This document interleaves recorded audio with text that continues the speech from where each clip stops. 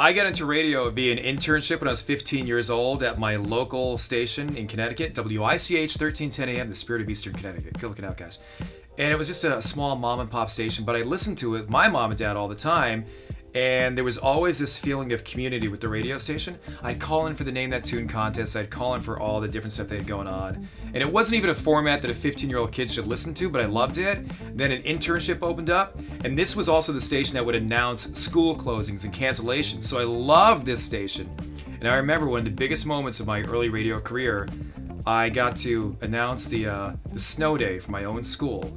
That was a pretty big thing when you could say, St. Bernard's High School will be closed today due to the snow. And you were the hero on the radio. You were the guy that said it. So radio's been in my blood since I was a little kid, and to me, it's a magic that really comes alive when you can paint a picture on the air and bring people into that picture and connect with them on a daily basis. That's why I love doing what I do. I got into radio because I was really planning on being a veterinarian, and I went to give a cow a gynecological exam. This cow was pregnant, and it was my junior year in college at Purdue. I put on a big plastic glove, and I went in there and felt the baby. It was really fascinating. Got done. My knees were wobbly. I felt a little sick to my tummy, and it was winter time, so I took the glove off, and my arm was steaming for about, 3 hours. So I called my dad and mom, and I said, hey, Dad, Mom, I want to do something fun. I don't think I want to be a large animal veterinarian, so I'm going to explore. I found radio, and I never looked back, and that is why I'm in radio. I got into radio because my freshman year in college at the University of Washington, I was working at the front desk of my dorm, and I had a good friend who had a job at our local radio station in the promotions department, and they needed someone to work there, and she's like, hey, you can probably have this job.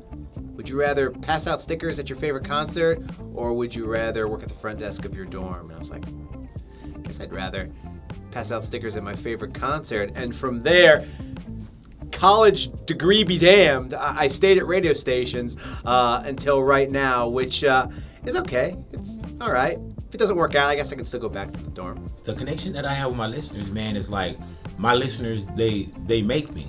You know, you could say, oh, you work for iHeart, you work here, you work there, but really you work for the listeners. You know what I'm saying? The one day that they wake up and they don't want to listen to you anymore is pretty much the day that your career could be over. So my relationship has always been great with my listeners that listen to Big Boy's Neighborhood, man. I sound like a person that you could walk up to and say hello to while I'm on air, and when I'm out, I'm that same guy. There's no cape or going into a booth and coming out as this superhero. So the connection I have, and anybody that's watching, I've slid up to your barbecues, I go to your parties, you know what I'm saying? I take every picture, and we've been through so much together. If I talk, people say, oh, I listen to you every morning. I say, hey, I talk to you every morning.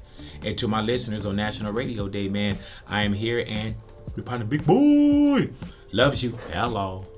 I just graduated the 8th grade that summer before high school. Got a part-time job at a radio station. Tiny station, nothing like KIIS FM, a little tiny mom and pop, My dad would drop me off, and turns out, right when I got hired, the overnight guy, the cops pull up, and they arrest him for writing bad checks. So they took this dude off, and they had nobody to do the overnight show. So I'm like, I'll do it until you get a replacement, or he comes back, and he never came back. So I did the overnights all summer after he got arrested. That's how I got my start in radio. So on behalf of everyone at iHeartRadio, happy National Radio Day. Thanks for giving us jobs.